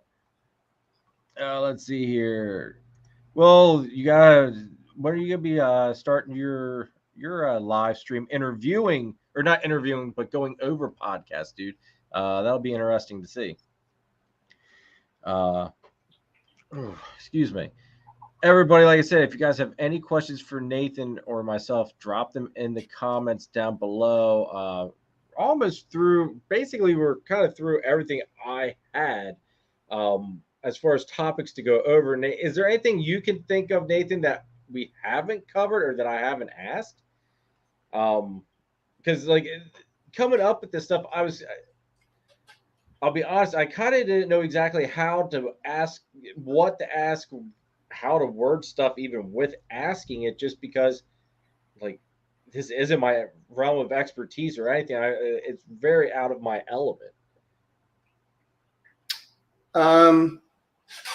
No, I mean, I think, you know, we've covered a lot of ground even in a short time here. You know, I'm sure there's some, you know, individualized things that might be different for each person. I will say, you know, to anybody listening, you're always, I'm always more than willing to answer questions or help out. You know, I think we are not all experts in everything. So, you know, I'm very much a believer in surround yourself with, you know, good people that know better about the things that you're working on at that point, you know. And it's no different for marketing, you know, or branding or any of that. And I don't ever rely even just on myself. I mean, everything that gets designed goes through other people. You know, you'd be amazed at some of the feedback you'll get when talking about branding or logos or design with people that you just don't even think about, never crosses your mind. So, you know, we touched a little bit on it, but, you know, put whatever it is you're doing in front of a bunch of people and try to get an idea of, you know, is it overwhelmingly like, oh my God, that's great? Or are you getting like 50-50? you know? And then if it's 50-50, the response, well, what don't you like about it? Because maybe you can just make a couple tweaks to get to the majority of people really liking it. And I know we have been on like with the whole sponsoring channels and all that stuff. You also got to remember, and because we talked about this Friday night after setup, as every channel's got its own group that it targets. My group isn't the same as a whole bunch of other groups. I'll just go through like Keys, Chris Eaton, there's Snakes in the Fat Man. Like we've all got our own target audience. Like even MJ with Trap Talk, we've all got our different audiences, and you're targeting different groups of people with every time you're throwing your name or brand out there on those channels as well. So that's something also you really got to think about, because we went over, several different things Friday night about that, on as to like, this makes sense for that reason, this makes sense for that reason. And, you got to weigh your options and figure out where you're going to be when you're dropping that money on the advertising and marketing aspect of it, where like you don't want to be hitting the same audience over and over and over. You want to kind of spread it out a little bit over different audiences. Like Chris sponsors, here at Chris at BNS, he sponsors my channel, but he also sponsors the Holdback Rack. Well, I watch the Holdback Rack when I can. Now that I'm back to work, I sadly have to catch it on the replays now, which really sucks. I really enjoyed that show, that live. I really did. So Jessica and Jana, keep it up. You have an amazing podcast. But if you like, I look at the people that are in that chat and the people that are in my chat. There's some, there are several different, several familiar faces, but there's also a lot of different faces.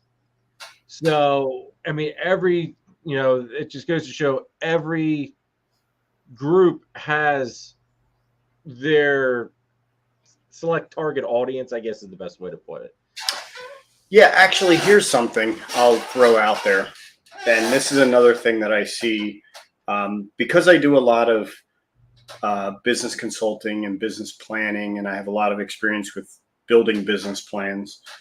One thing that gets overlooked constantly is the planning of your marketing for your business. And it's so funny to me that I could ask a breeder, what pairings they're going to do next season, or what animals they're going to purchase for their projects next season, and they can tell me that instantly. But if I ask them where are they going to spend money on marketing or what they're going to do for marketing, most of the time they look at me with a blank stare. So I would probably be right there in that group that would look at you with having you as a friend definitely helps me out with that thought. But if you ask me for specifics, I would basically give you that blank stare and be like, all right, tell me what, where do I need to go? What do I need to do type of deal? Right. I personally, I know from being in our group chat that you know exactly what you need to purchase next year and this year. Exactly. Haven't once seen you talk about it where you're spending marketing money. And it's true. It's right. It's very true, because I take it for granted. I place a lot of that weight on the marketing aspect right here, which is fine. I mean, your channel will generate some percentage of sales, but you hit the nail right on the head on the fact that, and I have thought about sponsoring like another channel or doing something similar, like how you and Chris and so many other people do, and I think because I have all these different plans of how I need to grow things here, it holds me back from that. But at the same token, if I would spend that money on that marketing, like we were talking, it might help me generate more funding anyway that I never technically that money I spent on the marketing, it basically Yeah, paid it. because I'd say to you, Jeremy, what marketing you going to do? You just told me about all that stuff, and then pretend Jeremy will say to me, well, I don't know what I'm going to spend because I don't know how much money I'm going to have after I buy all this other stuff. Yeah. And then my response is going to be, well, if you made that a priority, you probably have more money. You might have been able to get all of it. Right. Listen, I'm not putting you on the spot. Well, no. I'm actually glad you did. I'm saying that because you are the norm. That is what most people do. I'll be honest with you. I knew exactly what sponsorship money I was spending this year before this year happened. I already knew. I knew exactly where. I knew exactly who it was spent with. I knew exactly how much. And those purchases happened, as you know, Jeremy, because one of them was with you. Which I greatly appreciate, bro. I literally probably happened about the first of the year or very close. Yeah, it was probably basically right there around the beginning of January. Yeah. Right. That wasn't by accident. I've had people that are like, man, I see you advertising all over. What are you doing? That was all. It was all planned. All of that. It was very much a planned thing. It wasn't just a whim where I was like, hey, I'm just going to randomly go about and start sponsoring people. That has to be part of your business plan. And, I don't want to tell you that you have to do that before spending on other things, but it does make it easier to grow when people recognize you. I was just going to say it helps get it goes back to you're hitting different platforms because I'm only hitting my platform. Mm-hmm. I'm not hitting the whole Backracks platform, or I know you Sean Bradley's platform. Just for two, one for you and one for Chris. Like I don't hit those platforms. I have some, like I said, some people in common, but that's it. Other than outside my platform, that's all I've got. And if I would go out and drops X amount on marketing, not only would it grow my business's brand, but it would also grow, I would assume anyway, the YouTube channel as well, which in turn helps out in multiple other aspects as well, as far as like just the monetization of everything, and plus gets more people to see what I'm working with. So it is, and it's probably something I should sit down with you and actually lay something out and kind of come up with a plan, just because it is totally outside my realm. You were totally right with with what you had said on how, because I did it today even on going over things I need to purchase this year, and out of all that stuff, which probably came out to about, well, if you include the carpets, it would have been like $4K easy. Not one of them had to deal with anything about marketing or brand, like other than the backdrops that we've talked about, but nothing was marketing wise or getting my brand out there to a bigger audience. Frank, I know I sent it there in the chat, but hit Nathan up, dude. His links are in the description. Hit him up and he will get you set up, dude. Definitely. I will say this, the tablecloth that Nathan did for me is super freaking heavy duty. It's absolutely amazing quality. And I'm not saying that because he's a friend or because he sponsors the channel. If I didn't believe it was a great product and worth every freaking penny, I wouldn't tell you to go get it. But it's an amazing quality.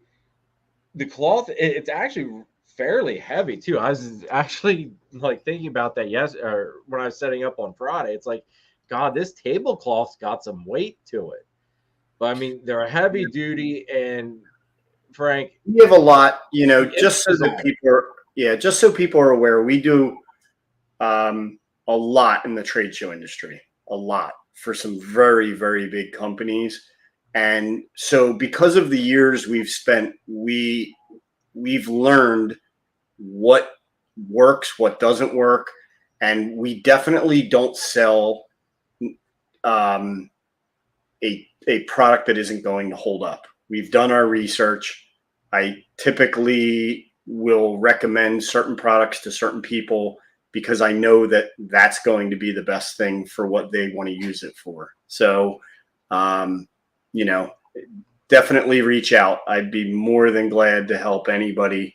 Whether you, and to be completely honest with you, whether you buy from me or not, you know, that's fine. Reach out. I'll be more than glad to at least steer you in the right direction. I've had plenty of people that just had questions about a product, and maybe they saw a certain product online and didn't understand why that was so much cheaper than another one they saw. You know, I'd be more than glad to answer those questions, because in the marketing world, like a lot of industries, not everything is made the same. Yes. It may look the same in the picture, but what you receive may be very, very different. So, you know, absolutely don't hesitate. I'll be more than glad to help. Matt says you have to know when to. You should have product to sell before selling it, or when it's projected to be ready. Even focus your YouTube channel promotion type stuff if you don't have the snakes, etc.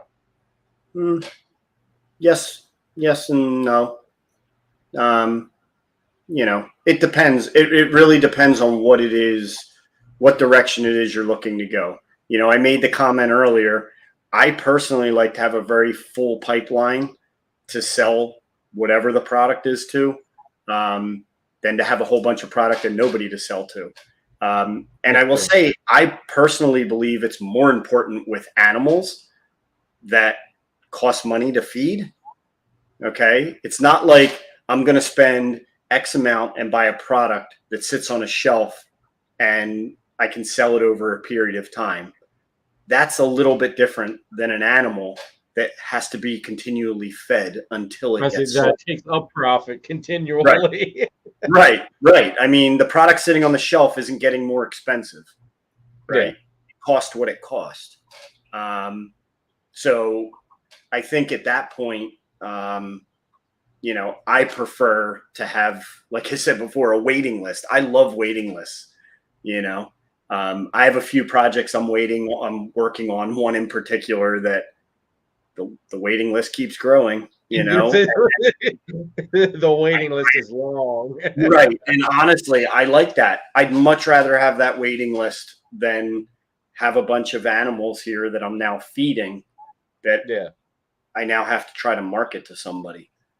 So, you know, it really depends. It depends on what you're marketing, what your product is. You know, yes, you don't necessarily want to go spend a ton of money advertising for something that you don't have. I don't necessarily look at my advertising I'm doing right. Like, I'll give you an example. I have less than 20 animals left from this year. Okay. So right now would not be the time to go on to a bunch of shows like your own to talk about the animals that I have. Yeah. It doesn't make sense. I don't look at the advertising that I do with you guys as that. The advertising I'm doing right now with you and with other people is strictly brand recognition.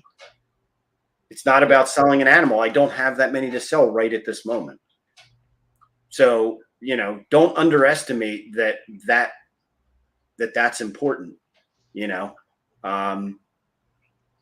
a brand or a logo has to have a certain amount of impressions in front of somebody before it sticks. So it's not always about advertising for the product. Sometimes it's just about advertising for yourself. So and with you saying that, I remember Stephen and Courtney over there from Leviathan Snakes saying something about something like 7 impressions to get someone. I'm gonna totally butcher it. It was something like you've got to show something like people like 7 times in order for it to start to basically stick in their head. I probably butchered that. Yeah, I don't remember what the specific. It's been a long time since I really looked at that, and but yes, that's exactly basically what I'm speaking to, is that, you can't necessarily show somebody your logo one time and they're going to remember it. They need to see that repeatedly before that's going to start to happen. So, don't take too lightly branding yourself, right? Branding your company. The product, once people know you and trust you and have a relationship with you, theoretically, all you have to do is put an animal that they like in front of them. Yes. Right. That's really where I think you need to focus on, is build the relationships. Selling the product would be easy. Just all you have to do is create something that somebody likes, right? I mean, exactly. And that goes also to like the creating something that somebody likes. Out of everything I sold, or out of the only thing I sold yesterday there at the show was a normal. There's the only reason that snake sold, and those people told me exactly, because the thing had something that looked like an exantic looking paradox to it. And that snake stood out amongst all the other snakes in that whole entire show. And that's the reason why those people bought it. If you produce something, folks, that catches somebody's eye, doesn't matter who you are, if it catches their eye, they're gonna, they're gonna purchase it. Yeah. I mean, we say it all the time, but like, being a ball python breeder or a gecko breeder, whatever, any type of animal breeder, I mean, it might as well be selling artwork. You could put the same piece in front of 10 people and they will all have a different opinion, right? So how do you market animals to people to sell when, 10 people might all think differently of that single product? It's so much easier to market yourself and then just put whatever you have in front of people and let them pick what they like. Exactly. See here. Does anybody else have any questions in the chat? If not, I mean, we're at almost that 2-hour mark. I know Nathan's got to be tired because he's been running like crazy and has not really had much of a rest today. So I don't want to take up too much more of his time, just because I appreciate him coming out here, hanging out with us tonight. Yesterday was a full day. He had a long ass drive home. Then he had to unload all that stuff, whatever. Yeah, I greatly appreciate you joining us tonight. No problem. While I give everybody in the chat there a minute or two there to see if they have any questions to ask. Next week's live will be Ashley and Nikita of Pip Stalkers. The week after that, which would be April 2nd, is John from Inquiline. And then I forgot to update my list. Hold on here.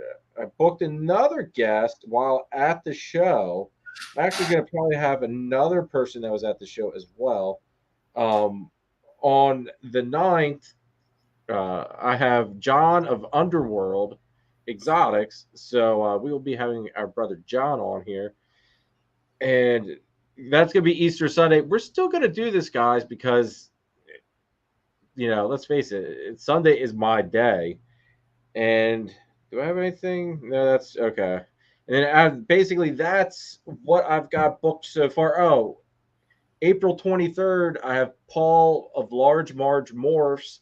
So I just got to figure out somebody for the 16th yet. So there are a couple people on my list. So I'm going to be hitting somebody up, and we'll get the 16th filled in there. Also, this week's video, folks, will be the clutch cutting of clutch number 1. You guys, hold on here. Phil just sent me a picture. What did you send me a picture? Wait, Instagram? Oh, okay. Yeah, here, I'll show here. Let me put me up on the Phil sent me a picture of that.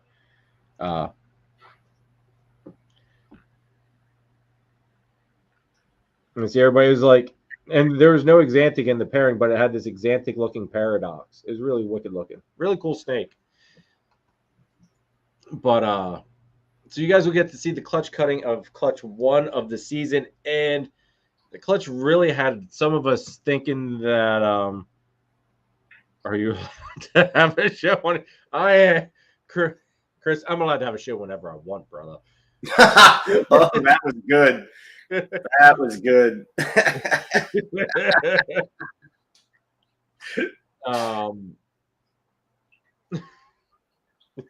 Oh, Chris. But yeah, this clutch had us thinking there was something really neat going on here, and the way it's looking, it's panning out to be where, you know, it was just a very fun clutch. I'll let it be that. Definitely make sure you guys check it out because it's an awesome clutch. It's double het Exantic Desert Ghost. So there will be some of it up for grabs as well. So if anybody's looking for a double het TSK Exantic Desert Ghost, make sure you guys check out my Husbandry Pro. Excuse me. The link will be in the description after this video ends. And you go click on that. It'll send you to my Husbandry Pro. Go to the incubator no, you only have to go to the incubator section. All right, Nathan, now walk me through this because I'm drawing a blank. Since it's already hatched, how do they get on a wait list then? Because it's already been hatched and I converted it into animals. Do you have them for sale? Not yet. Well, then there's nothing they can do yet. Okay. So just send me a message on Instagram. I know there will be a few males up for grabs. So just let me know. There might be a female up for grabs too. I do have somebody that is interested in a female already, but hey, let me know if anybody's interested in some of these awesome babies. Let's see here. No problem, Scott. I got you whenever you're ready. This big man now. Scott, that was a very nice $9,000 snake you got from Danny. Very nice $9,000 snake, bro. Sean says, been listening all show while cleaning. Great show, Jeremy and Nathan. Thank you, Sean. It's great hanging out with you as well, dude. Cannot wait for the barbecue to get to hang out with you guys again. And hopefully everything will go according to plan and your wife will get to take home her baby carpet because Lagatha there is deep in shed. So that should be her prelay. So we are going to be hopefully having a egg pulling of carpets, which that might be a spicy video. Not entirely sure how that one will go. She's a sweetheart normally, but man, I've seen some videos of carpet clutch pullings and they get a little spicy. So we'll have to see how that one goes. Get Danny to come do it for you. Oh, dude, I'm gonna have to spike Danny's Yoo-hoo in order for him to even do that. You'll have to drive him here. Well, that's nothing out of the normal. That's true. Scott said, wait, I just missed it. Here, Scott said he'll be hitting you up soon for tablecloths. Yep, no problem. Jeremy, thanks again for joining tonight. It's great to finally get to meet you, dude. And I got to remember to send you the information for the barbecue as well. So I'll try to remember to do that this week. I do need to send out my technical start time for it as well. I figured that out while at the show. But I got to send that out in the group chat as well for everybody. But everybody that lives a little bit farther away, like Nathan, you guys and stuff, whenever you get here, you get here. If you come here an hour or 2 hours earlier than what I say it starts at, hey, that's fine with me. Because we'll all just hang out and get on Danny's ass. Jeremy also says, I'll need to reach out to you. I need help with my electric company and the balls as well. So there you go. No problem. Actually, you know what? To make it easier, I'm going to throw my email address for that business real quick in the chat. Okay. Yeah, that's true because it's a different email address. Yeah. Anybody who needs anything, feel free. Just shoot an email. I'll actually add that then to the description then after this ends. I'll put that because that's actually something I should have thought of when setting everything up. I dropped the ball on that one. I goofed. It's all right. Chris says he'll be there. And dude, hey, if you show up here at 9, dude, I will. I can't guarantee I'll cook you breakfast, but hey, we'll do something. Maybe we'll go get some steak, egg, and cheese bagels or something. No, it looks like he wants bacon, egg, and cheese. Bacon, egg, and cheese. Okay, you get bacon, egg, and cheese. That's fine. Croissants also. Now you're getting freaking picky. Croissants. Come on now, Chris. Hey, listen, Jeremy. His barbecue's first, so maybe you need to request the same thing from him. That's true. That's true. Just saying, Chris. We might all show up at 9 o'clock. Yeah, that's true. Very, very true. Chris, I'm gonna show up at 8 o'clock. Nah, who am I kidding? I'll have to see if I don't know if Karen and the kids are gonna come.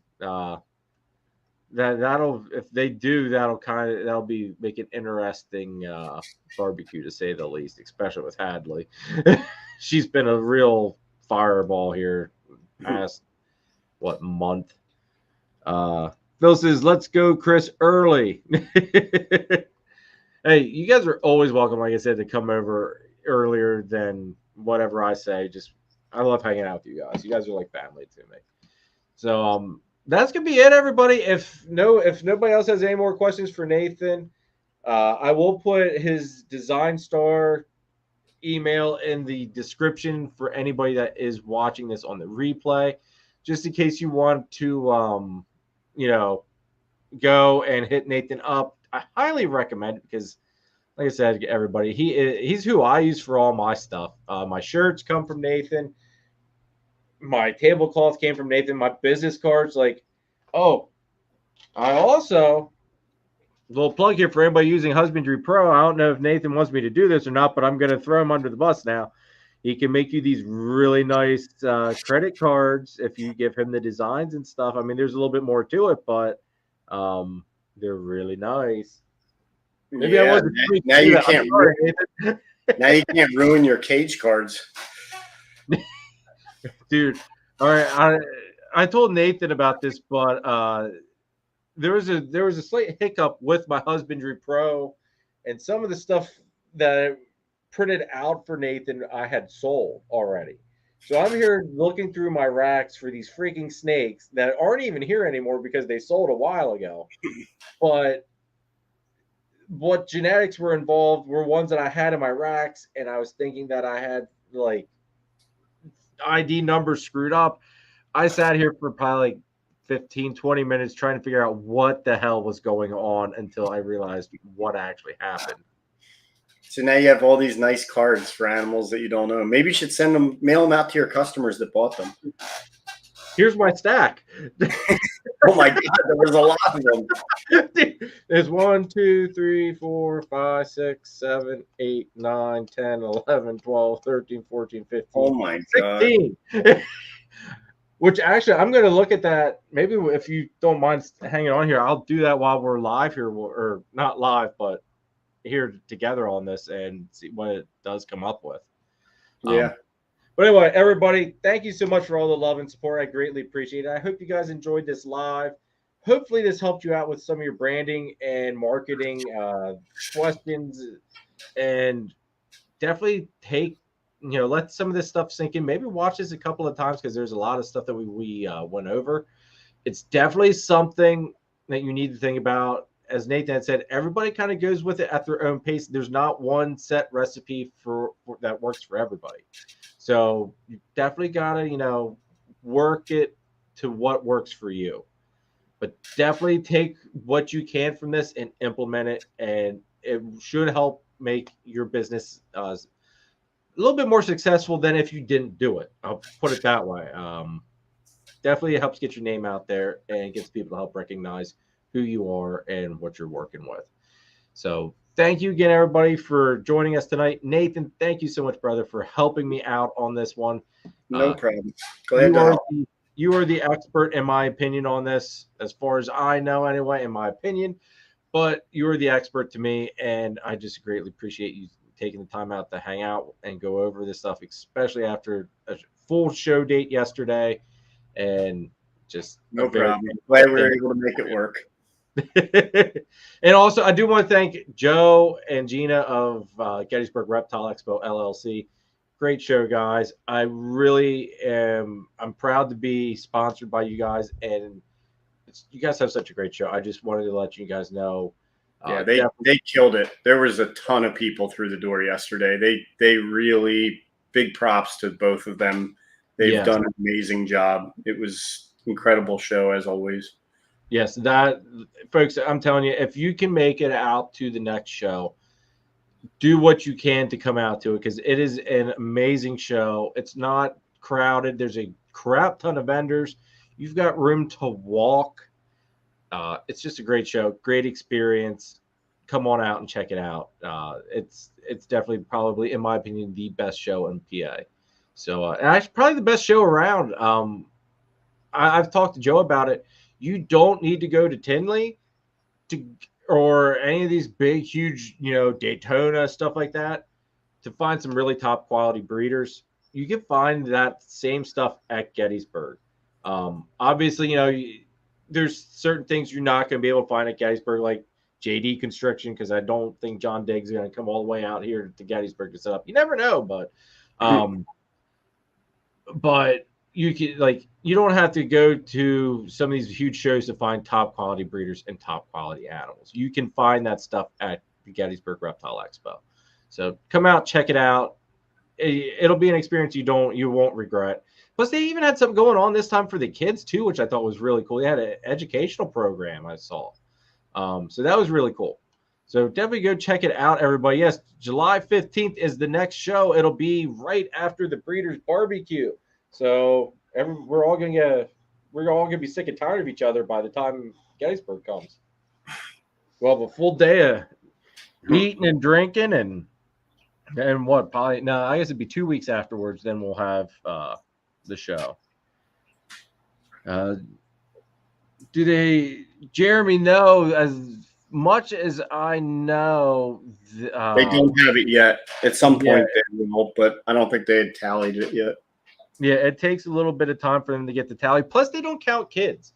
There's some shows that, depending how old you are, they make the kids technically have to pay. But Joe and them, they're really good at they don't charge for kids. They don't tally up the kids as part of the whole ordeal. So whatever, it's basically just paying adults coming through.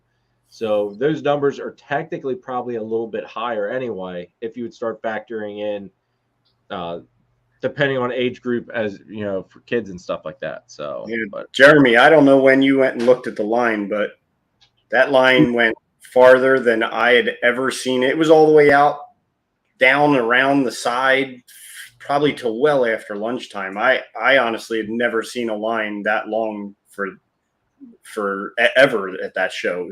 It was honestly kind of crazy, dude. I'll be honest, I didn't even get to really leave my stand until it was like 2:00. Not having Dom there to help really hurt, just because normally I'm able to get up and leave for a little bit. Not having him, I didn't want to let it all on Danny and Tara, because they've got their own set of tables to run. So I basically stayed at the table the whole day. Yeah, it was crazy. They had to move where the line. They had to move where the line was because it was so long. Oh wow! Yeah, it was pretty crazy. Matt says he was up front. The line didn't stop until like 1:30. Yeah, I agree. It was absolutely crazy. So it was a really great show. I was very happy with the amount of people going through. I'm contemplating about moving my table, though. Maybe not this next show, but the following. I've got a theory I'm working on. I want to see how this next show plays out, because I'll have my own stuff again to sell. So I'm curious. I don't understand. What's that? I don't understand, Jeremy, either. Please explain. Yeah, I don't know that thing. I'm not gonna say its name, but what the heck? Always listening. Yeah, I got a theory I want to try out for next show, and then depending, because I like being set up where I'm at, but I've got a theory about the end caps and foot traffic at them. So part of me wants to try. If you're concerned that you're not getting enough traffic, I would just move away from Danny, and you'll probably be okay. See, that's the thing. I like being with Danny and Eric because it's awesome. Like, right, we're all but they friends. scare all the customers away. I get it. Well, Danny takes everybody's money, so until they get to me, they can't buy anything off my table. I'm convinced of that. Danny hires those people. They're all fakes. after the show, Danny has to give them their money back. Yeah, it's just all play money. It's not real. Chris, I never saw you out here. Chris, that you probably couldn't see me from where you were at all the way down there. Dude, it was funny. I was looking for Mike Mike Curtin from Scattershot, because I was looking for his tower of carpets. And that's why I couldn't find him. He didn't have his carpets with him because they're all locked up. So I was running around looking for this tower of carpets and was looking for something that wasn't there. Anyway, I'm going to wrap it up, folks. We went off on a slight tangent. Everybody, thank you so much. And I will catch you next week. I hope you guys have a great week.